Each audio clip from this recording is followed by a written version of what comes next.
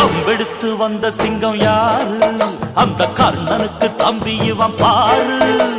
கம்பெடுத்து வந்த சிங்கம் யாரு? அந்த கர்ணனுக்கு தம்பி இவன் பாரு. சின்னவர ஜெயிச்சவங்க யாரு? 8 சீமையில ஆளு கிடையாது.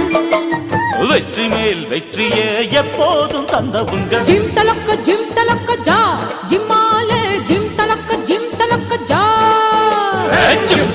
ஜிம் தலக்கு ஜா ஜும்மாலே ஜிம் தலக்கு ஜா.